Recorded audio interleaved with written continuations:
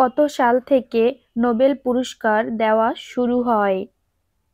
১৯০১ সাল থেকে। ২০২৪ সালে শান্তিতে বিশ্ব নোবেল পুরস্কার পান কোন সংগঠন? জাপানের পরমাণু অস্ত্রবিরোধী সংগঠন নিহন হিদানকায়ো।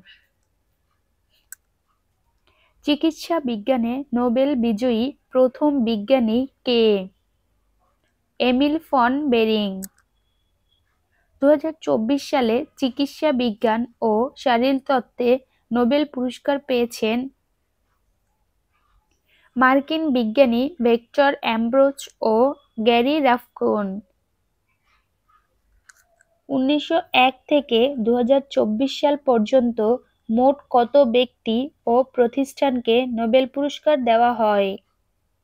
১,০১২ জন। ২০২৪ সালে পদার্থবিজ্ঞানে নোবেল পুরস্কার পেয়েছেন জন জে হপফিল্ড ও জিওফ্রে ই হিন্টন। অর্থনীতিতে নোবেল পুরস্কার দেওয়া হয় কত সাল থেকে?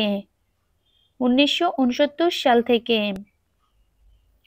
২০২৪ সালে কোন বিষয়টি আবিষ্কারের জন্য পদার্থবিজ্ঞানে নোবেল পুরস্কার দেওয়া হয়? কৃত্রিম নিউরাল নেটওয়ার্কের সাহায্যে মেশিন লার্নিংকে সক্ষম করে এমন মৌলিক আবিষ্কার। সাহিত্য ও অর্থনীতির পুরস্কারগুলো কোন দেশ থেকে ঘোষণা করা হয়? সুইডেন। ২০২৪ সালে চিকিৎসা বিজ্ঞানে ও শারীরতত্ত্বের কোন বিষয়ে গবেষণার জন্য মালচিমি বিজ্ঞানীরা নোবেল পুরস্কার পান? মাইক্রো আরএনএ আবিষ্কার ও ট্রান্সক্রিপশন পরবর্তী জিন নিয়ন্ত্রণ গবেষণার জন্য। ২০২৪ সালে কোন বিষয়টি আবিষ্কারের জন্য রসায়নে নোবেল পুরস্কার দেওয়া হয়? কম্পিউটেশনাল প্রোটিন ডিজাইন ও প্রোটিনের গঠন অনুমানের জন্য। ২০২৪ সালের সাহিত্যে নোবেল পুরস্কার পেয়েছেন হান কাং। ২০২৪ সালে অর্থনীতিতে নোবেল পুরস্কার পান কে? ড্যারেন অ্যাসেমগু, সাইমন জনসন ও জেমস এ রবিনসন।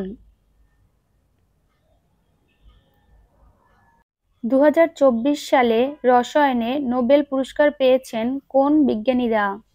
ডেভিড বেকার, ডেমিস হ্যাসাবিস ও জন এম জাম্পার। ২০২৪ সালে মোট কতজন ব্যক্তি ও প্রতিষ্ঠানকে নোবেল পুরস্কার দেওয়া হয়েছে? ১২। ধন্যবাদ সবাইকে ভিডিওটির সাথে থাকার জন্য। প্লিজ সবাই লাইক করবেন, কমেন্ট করবেন এবং একটু শেয়ার করে দিবেন।